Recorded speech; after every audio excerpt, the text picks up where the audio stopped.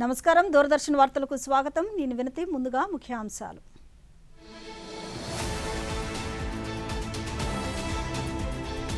మూడు దేశాల పర్యటనలో భాగంగా ఆస్ట్రేలియా చేరుకున్న ప్రధాని మోదీ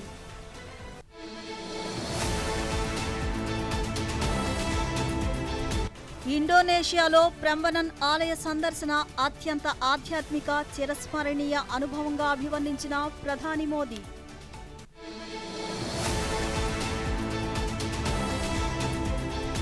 ఇండోనేషియా పర్యటన ముగించుకున్న ప్రధానికి 5 యుద్ధ విమానాల ఎస్కార్ట్తో వీడ్కోలు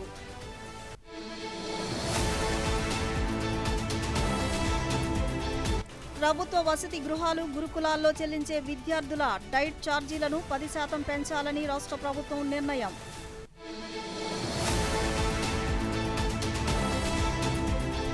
భారీ వర్షాలు కురుస్తున్న రాష్ట్రాలకు అవసరమైన సహాయ సహకారాలు అందిస్తామన్న కేంద్రం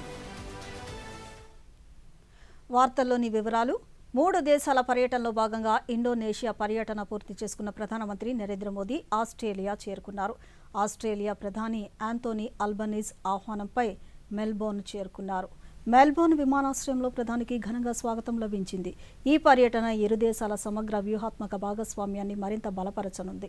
పర్యటనలో భాగంగా ప్రధాని అల్బనీజ్తో పలు అంశాలపై చర్చలు జరపనున్నారు.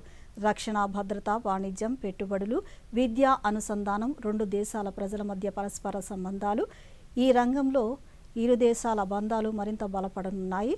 ఈ పర్యటనలో ప్రధాని మోదీ మెల్బోర్న్లో ప్రవాస భారతీయులతో సమావేశం కానున్నారు.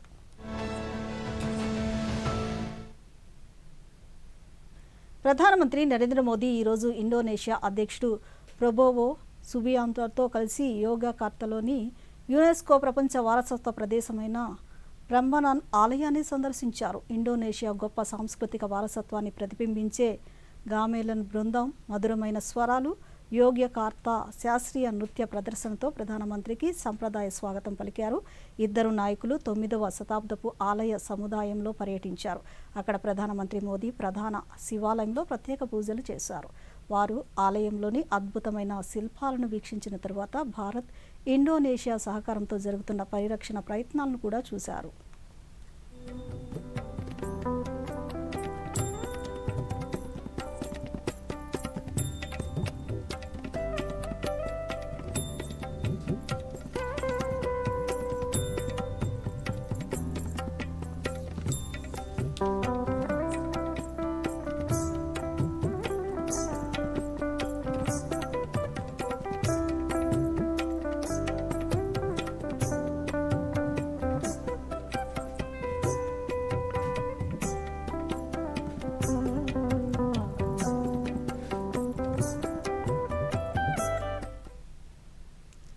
ప్రంబనన్ ఆలయ సందర్శన అత్యంత ఆధ్యాత్మికమైన చిరస్మరణీయమైన అనుబంధంగా ప్రధానమంత్రి నరేంద్ర మోదీ అభివర్ణించారు.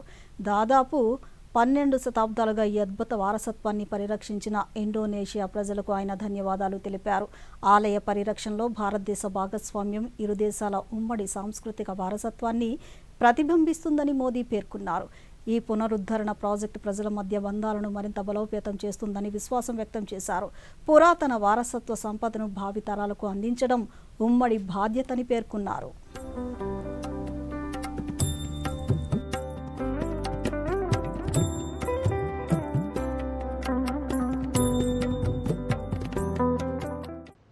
चाहे केदार धाम का पुनर्निर्माण हो, चाहे उज्जैन महाकाल का पुनर्निर्माण हो, या आज यहां पर आकर के करीब 1000-1200 साल पुराना ब्रह्मा, विष्णु, महेश इन यादों को साथ जुड़ी हुई एक हमारी सांस्कृतिक विरासत का पुनरुद्धार और उसका रिनोवेशन का काम, उसका प्रारंभ करने का सौभाग्य भी मुझे मिला।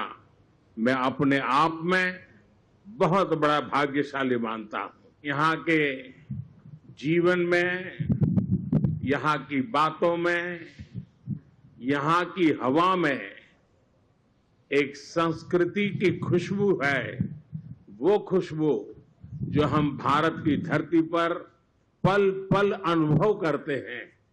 ये खुशबू हमारी सांस्कृतिक विरासत भी अपने आप में अपनत्व से जोड़ती है।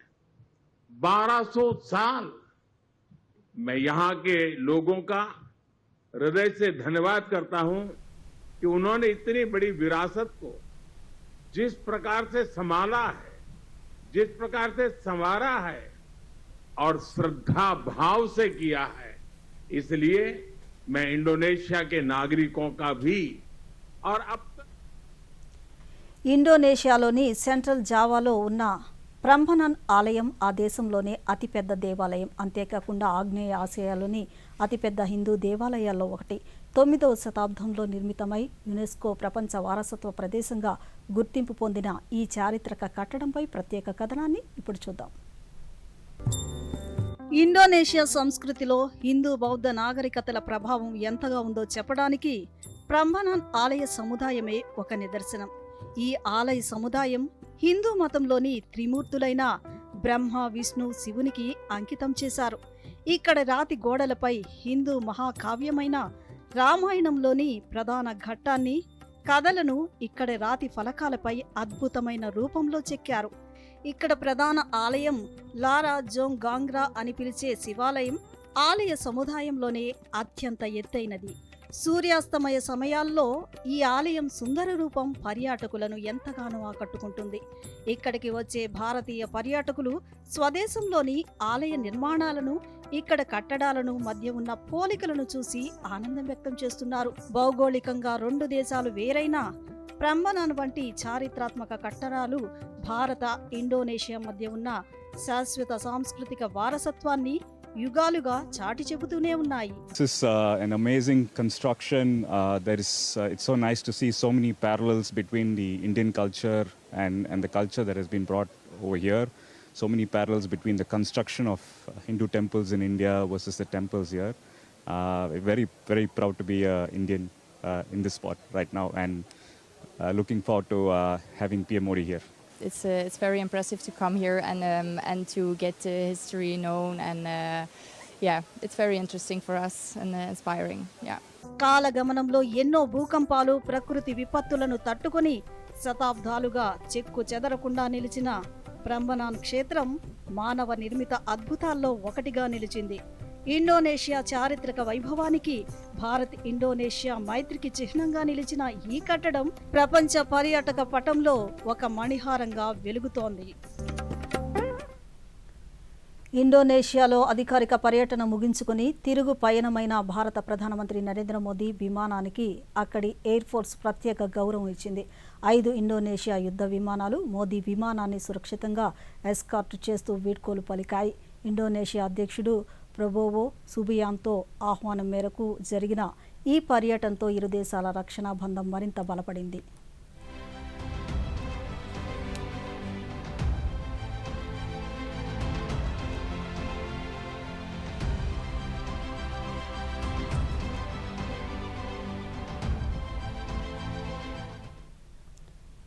ఈపీఎఫ్ చందాదారులకు ఉద్యోగ భవిష్యత్ నిధి సంస్థ ఈపీఎఫ్ఓ శుభవార్త చెప్పింది. 2025-26 ఆర్థిక సంవత్సరానికి సంబంధించిన వార్షిక వడ్డీని మరో వారం రోజుల్లో జమ చేయనున్నట్లు వెల్లడించింది. ఈ నెల 15 నాటికి దాదాపు 34 కోట్ల ఈపీఎఫ్ ఖాతాల్లో 1,44,000 కోట్ల వడ్డీ నగదు జమ కానున్నట్లు తెలిపింది. 2025-26 ఆర్థిక సంవత్సరానికి గాను 8.25% వడ్డీని కేంద్ర ఆర్థిక శాఖ నిర్ణయించిన సంగతి తెలిసిందే.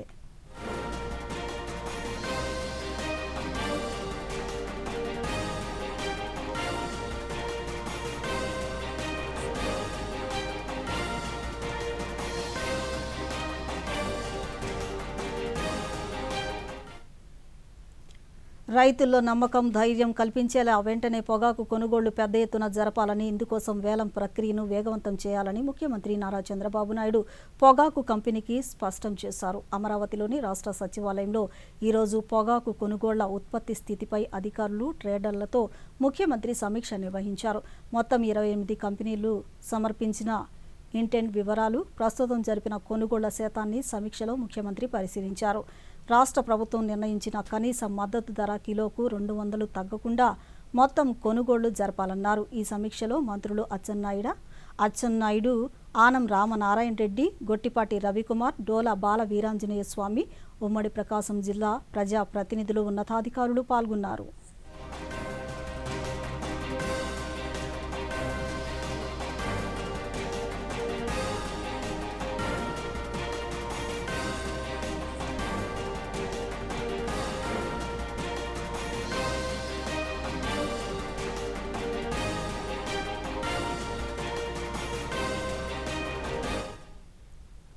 ప్రభుత్వ వసతి గృహాలు, గురుకులాల్లో చదువుతున్న విద్యార్థులకు చెల్లించే డైట్ ఛార్జీలను 10% పెంచాలని రాష్ట్ర ప్రభుత్వం నిర్ణయించింది. ప్రస్తుతం ఇస్తున్న డైట్ ఛార్జీల్లో 10% పెంచాలని ముఖ్యమంత్రి నారా చంద్రబాబు నాయుడు ఆదేశించారు. అమరావతిలోని రాష్ట్ర సచివాలయంలో సంక్షేమ శాఖలపై ముఖ్యమంత్రి సమీక్షించారు. ఈ సమీక్ష సందర్భంగా విద్యార్థులకు డైట్ ఛార్జీలు పెంచాలని అధికారులను ఆదేశించారు. ఈ ఏడాది 2వ త్రైమాసికం నుంచే డైట్ ఛార్జీల పెంపు వర్తింపచేయాలని ముఖ్యమంత్రి స్పష్టం చేశారు. బలహీన వర్గాల విద్యార్థుల కోసం డైట్ ఛార్జీలు పెంచాల్సిన అవసరం ఉందని ముఖ్యమంత్రి వ్యాఖ్యానించారు. బీసీ, ఎస్సీ, ఎస్టీ, మైనారిటీల జీవితాల్లో విద్య ద్వారానే మార్పు వస్తుందన్నారు. దీనికి తగినట్టుగానే వారికి అన్ని రకాల అవకాశాలు కల్పించాలని సూచించారు.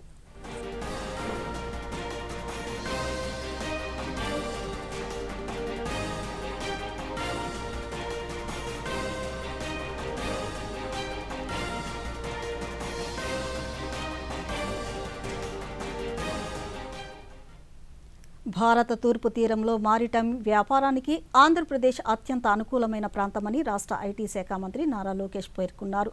కొరియా మెరైన్ ఎక్విప్మెంట్ అసోసియేషన్ ఆధ్వర్యంలో బుసాన్లో నిర్వహించిన రౌండ్ టేబుల్ సమావేశంలో మంత్రి లోకేష్ మాట్లాడుతూ, ఆంధ్రప్రదేశ్లో ఒక మేజర్, 5 నాన్ మేజర్ ఆపరేషనల్ పోర్ట్ల ద్వారా ప్రతి ఏటా 330 మిలియన్ టన్నులకు పైగా సరుకు రవాణా జరుగుతోందని, మరో 4 గ్రీన్ ఫీల్డ్ పోర్టుల నిర్మాణంలో ఉన్నాయని అన్నారు. భారతీయ ఎగుమతి మార్కెట్ కోసం కొరియన్ పరికరాలను స్థానీకరించడానికి ప్లగ్ అండ్ ప్లే మౌలిక సదుపాయాలు, ఉమ్మడి సౌకర్యాల ఏర్పాటుకు అసోసియేషన్ ప్రతినిధులను మంత్రి ఆహ్వానించారు.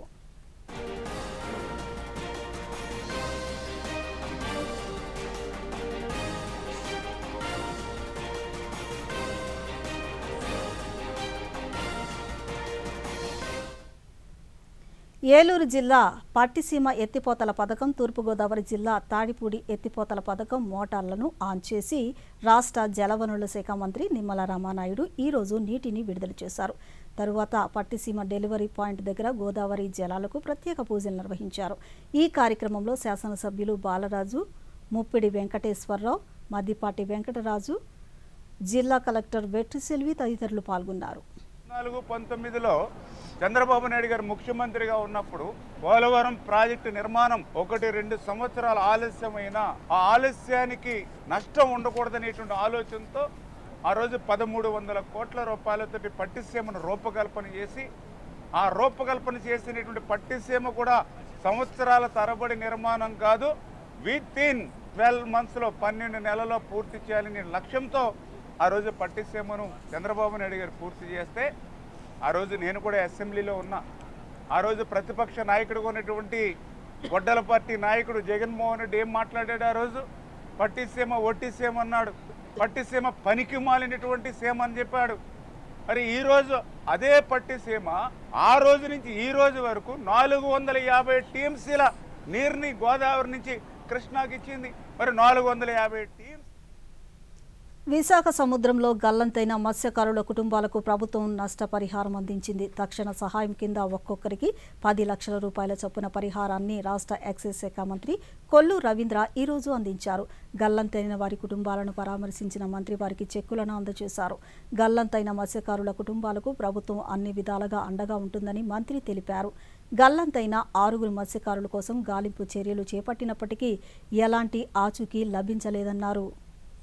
వేటకెళ్ళినటువంటి బోటు ప్రమాదవశాత్తు 4వ తారీఖున, అంటే ఆయన ఉదయం కూడా ఫోన్లో మాట్లాడటం జరిగింది. 7 ఆ ఫిషింగ్ బోట్లో వేటకెళ్ళడం జరిగింది. ఉదయం కూడా మాట్లాడారు. మధ్యాహ్నం జరిగినటువంటి వాతావరణంలో మార్పుల వల్ల బోటు తిరగబడిపోయి మధ్యాహ్నం 7 కూడా గల్లంతవడం జరిగింది.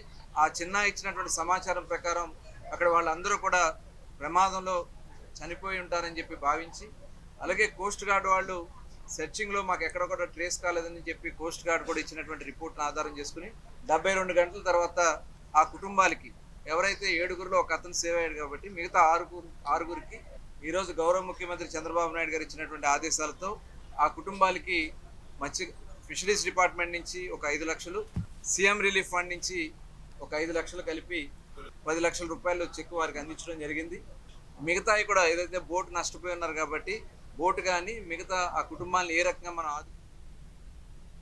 ఇప్పుడు చిన్న విరామం తీసుకుందాం. పెద్ద కొడలా, ఇది నీ కోసం అమ్మా. దీనికి తొందర వచ్చింది. అరే చిన్న కొడలా, ఇదేమో నీ కోసం. ఇదిగో ఇది నా చిట్టి తల్లి కోసం.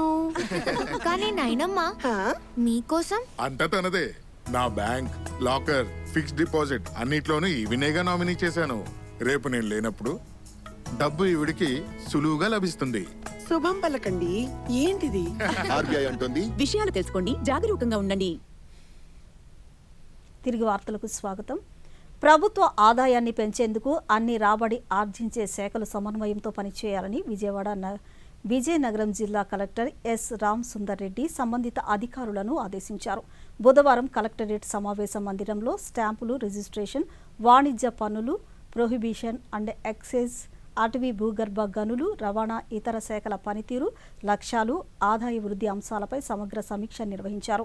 ఈ సందర్భంగా ఆయన మాట్లాడుతూ జిల్లా అభివృద్ధి కార్యక్రమాలకు ప్రభుత్వ ఆదాయం ప్రధాన ఆధారమని, ప్రతి శాఖ నిర్దేశించిన లక్ష్యాలను 100% సాధించేలా కార్యాచరణ ప్రణాళికలు రూపొందించి అమలు చేయాలని సూచించారు.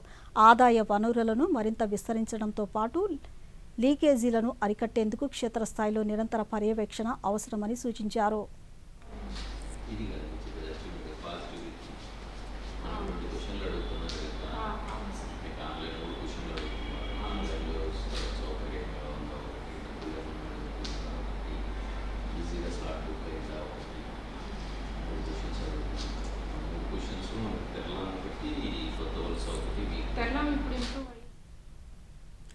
దక్షిణ కొరియా బుసాన్లోని ప్రఖ్యాత medical device certified smart health care footwear తయారీ సంస్థ షూ ఆల్స్ ఫ్యాక్టరీని రాష్ట్ర విద్యా, ఐటీ, ఎలక్ట్రానిక్స్ శాఖల మంత్రి నారా లోకేష్ సందర్శించారు.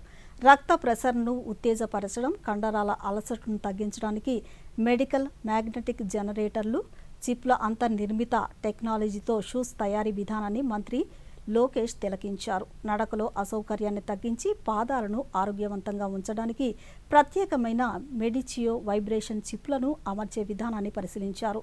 Seoul national university, Ewha women's university medical సెంటర్తో కలిసి ఏఐ స్మార్ట్ మెడికల్ ఫుట్వేర్ను అభివృద్ధి చేస్తున్నట్లు సంస్థ ప్రతినిధులు మంత్రికి వివరించారు.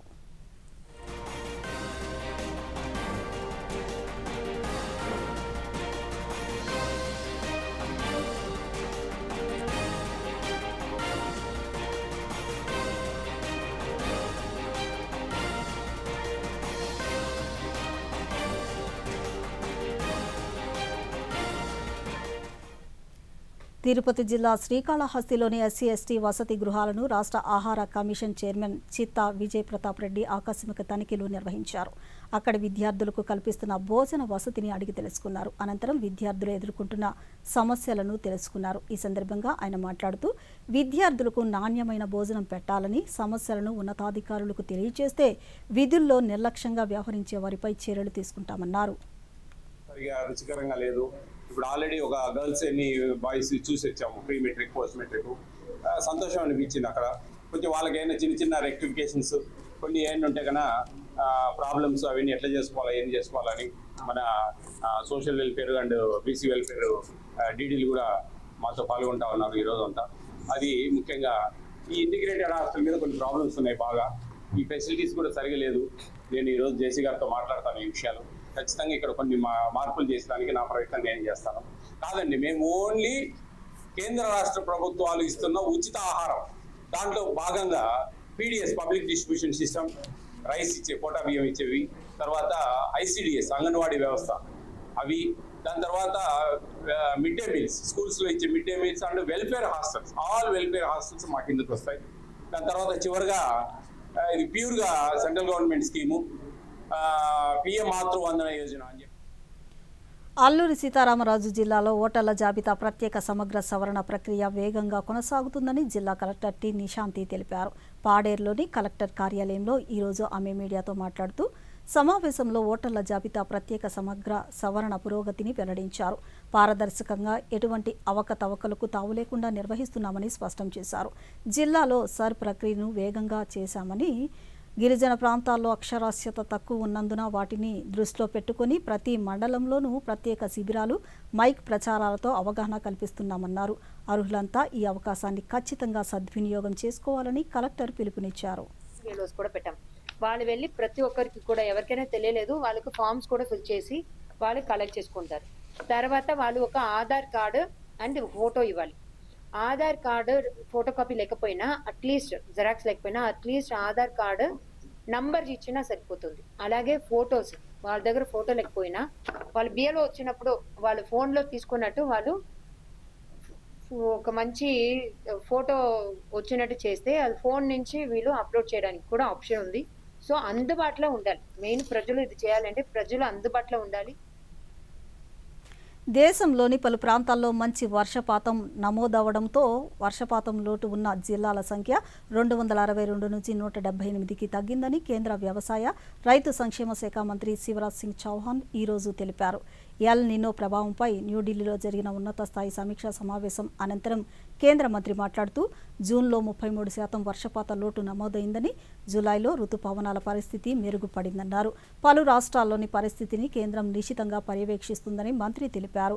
స్వల్పకాలిక తక్కువ నీటి వినియోగం గల పంటలను సాగు చేయాలని రైతులకు సూచించినట్లు ఆయన తెలిపారు. अब किसानों को ये सलाह दी जा रही है कि इनकी जगह, क्योंकि अब देर हो जाएगी, तो मक्का, बाजरा और मूंग जैसी कम अवधि की फसल जो कम समय में आ जाती है उनकी बुआई को प्राथमिकता दें। जून से 30 जून तक हमने खेत बचाओ अभियान पूरे देश में चलाया था। उस अभियान के अंतर्गत हमने 1,14,567 कार्यक्रम किए और 80,67,000 किसानों तक सीधे पहुंचे।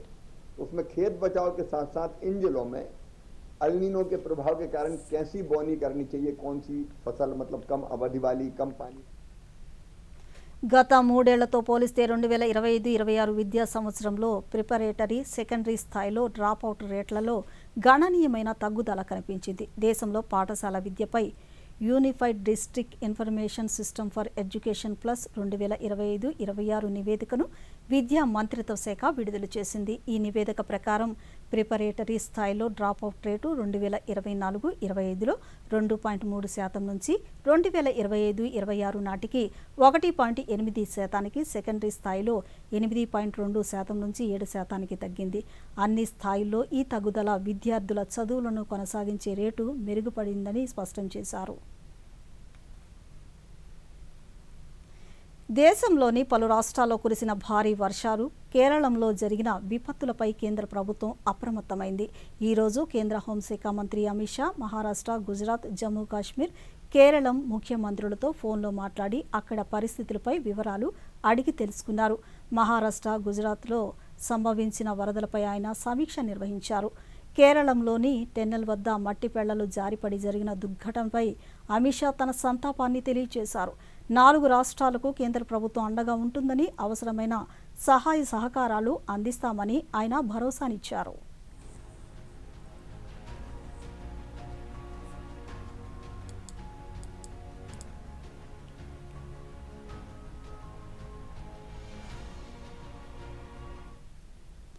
భవిష్యత్తులో దేశాభివృద్ధిలో మహిళల పాత్ర కీలకమని కేంద్ర మహిళా శిశు సంక్షేమ శాఖ మంత్రి అన్నపూర్ణాదేవి పేర్కొన్నారు. కొచ్చిలో ఈరోజు జరుగుతున్న బ్రిక్స్ మహిళా మంత్రుల సమావేశం 2026కు ఆమె అధ్యక్షత వహించారు.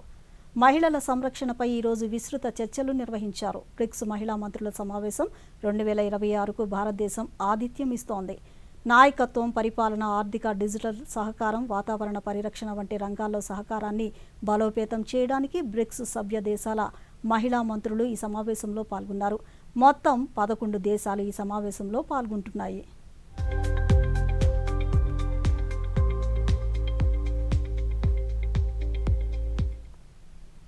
జమ్మూ కాశ్మీర్ పోలీసుల నుంచి అందిన నిర్దిష్ట సమాచారం ఆధారంగా షోపియాన్లోని చానాపోరా ప్రాంతంలో భారత సైన్యం, జమ్మూ కాశ్మీర్ పోలీసులు, శ్రీనగర్ సిఆర్పిఎఫ్ సంయుక్తంగా గాలింపు చర్యలు చేపట్టారు. ఈ గాలింపు సమయంలో భద్రతా దళాలు, ఉగ్రవాదుల మధ్య కాల్పులు జరిగాయి. ఈ కాల్పుల్లో జాకిర్ గనైగా గుర్తించబడిన ఒక లష్కరే తోయిబా ఉగ్రవాది హతమయ్యాడు.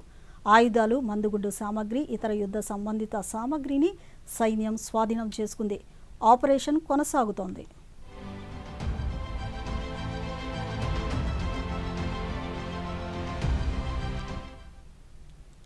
ప్రకృతి పట్ల గౌరవాన్ని ప్రతిబింబించేలా ప్రతి ఒక్కరూ కృషి చేయాలని లోక్సభ స్పీకర్ ఓం బిర్లా పేర్కొన్నారు. రాజస్థాన్లోని కోటాలో ఏక్ పేడ్ మాకే నామ్ ప్రచారంలో ఆయన మొక్కలను నాటారు. ఈ సందర్భంగా ఓం బిర్లా మాట్లాడుతూ మన జీవన శైలి పర్యావరణ అనుకూలంగా ఉండాలని పేర్కొన్నారు. ఏక్ పేడ్ మాకే నామ్ ప్రచారం పర్యావరణాన్ని పరిరక్షించి భవిష్యత్ తరాలను కాపాడడమే కాకుండా వాతావరణ మార్పుల సవాళ్లను ఎదుర్కోవడంలో కూడా సమర్థవంతంగా తోడ్పడుతుందన్నారు. संस्कृति संस्कार है, वो प्रकृति पूजक है। हम प्रकृति की पूजा करने वाले लोग हैं, इन संस्कार के लोग हैं, तो हमारी जीवन शैली भी पर्यावरण के अनुकूल जीवन शैली। जब पर्यावरण के अनुकूल जीवन शैली होगी तो हम एक पेड़ माँ के नाम भी लगाएंगे अपनी दिनचर्या के अंदर भी, जिससे पर्यावरण दूषित होता है। ऐसी कार्य संस्कृति के अंदर भी ఇటలీలోని మౌంట్ ఎట్నా అగ్నిపర్వతంలో అరుదైన దృశ్యం డ్రోన్ కెమెరాకు చిక్కింది. ఈశాన్య క్రేటర్ సమీపంలో ద్రవీభవించిన లావా లోతైన శిఖర బిలంలోకి జారుతున్న దృశ్యాలు ఔరా అనిపిస్తున్నాయి. ఎట్నా అగ్నిపర్వతంలోని 2 ప్రధాన క్రేటర్ల మధ్య ఇలాంటి సహజ పరిణామం అరుదుగా చోటు చేసుకుంటుందని నిపుణులు తెలిపారు.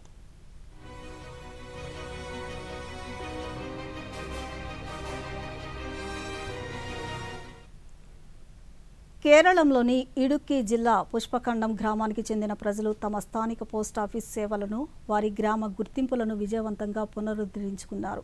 గ్రామంలోని లోకల్ పోస్టాఫీస్ సాంకేతిక కారణాల వల్ల పొరుగు గ్రామానికి తరలిపోవడంతో తీవ్ర ఇబ్బందులు ఎదుర్కొన్న పుష్పఖండం ప్రజలు ప్రభుత్వ సాయం కోసం వేచి చూడకుండా తామే స్వయంగా రంగంలోకి దిగారు. నివాసితులు ప్రతి ఒక్కరూ చందాలు వేసుకుని 2 లక్షల రూపాయల నిధిని సేకరించి సొంతంగా ఒక నూతన పోస్టాఫీస్ భవనాన్ని నిర్మించారు. పాతకాలపు భవనానికి బదులుగా ఆధునిక వసతులతో కూడిన కొత్త పోస్టాఫీస్ భవనాన్ని గ్రామస్తులు అతి తక్కువ కాలంలో పునరుద్ధరించారు.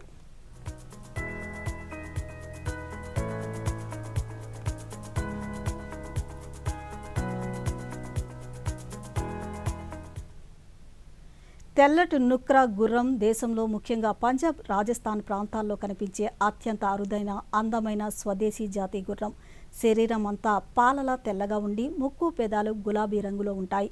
రాజస్థాన్లోని బికనీర్ కేంద్రంగా పనిచేస్తున్న ఐసీఏఆర్ జాతీయ అశ్వ పరిశోధన కేంద్రం ఎన్ఆర్సీఈ ఈ తెల్లటి నుక్రా గుర్రంపై మొట్టమొదటి శాస్త్రీయ సర్వే డాక్యుమెంటేషన్ను విజయవంతంగా పూర్తి చేసింది. ఈ డాక్యుమెంటేషన్ ద్వారా వీటికి అంతర్జాతీయ గుర్తింపు లభించనుంది. నుక్రా గుర్రాలను దేశంలో ఎక్కువగా వివాహాలు, సాంస్కృతిక వేడుకలు, ఊరేగింపుల్లో ఎక్కువగా ఉపయోగిస్తారు.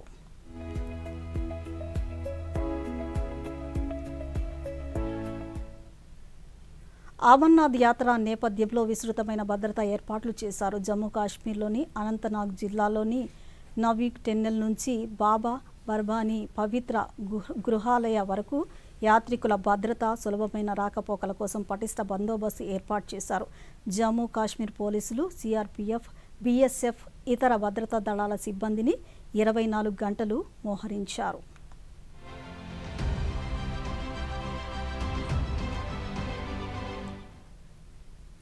దేశీయ స్టాక్ మార్కెట్లు ఈరోజు నష్టాలతో ముగిశాయి. సంఘర్షణలను ముగించడానికి ఇరాన్తో కుదుర్చుకున్న అవగాహన ఒప్పందం ముగిసిపోయిందని అమెరికా అధ్యక్షుడు డొనాల్డ్ ట్రంప్ చేసిన ప్రకటనతో సూచీలు భారీ నష్టాలను చవిచూశాయి.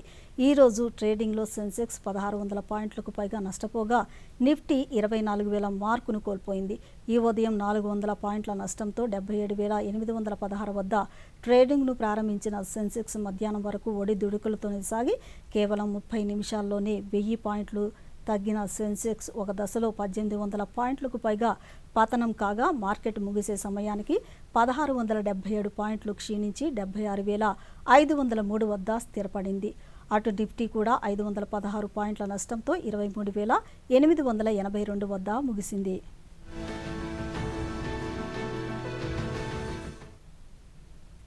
వార్తలు ముగించే ముందు ముఖ్యాంశాలు మరొకసారి.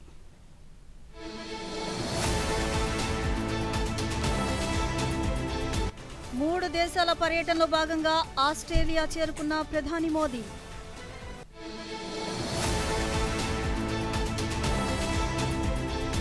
ఇండోనేషియాలో ప్రంబనన్ ఆలయ సందర్శన అత్యంత ఆధ్యాత్మిక చిరస్మరణీయ అనుభవంగా అభివర్ణించిన ప్రధాని మోదీ.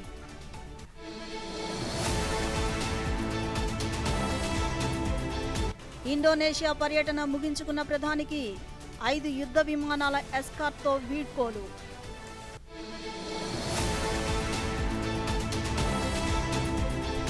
ప్రభుత్వ వసతి గృహాలు గురుకులాల్లో చెల్లించే విద్యార్థుల డైట్ ఛార్జీలను 10% పెంచాలని రాష్ట్ర ప్రభుత్వం నిర్ణయం.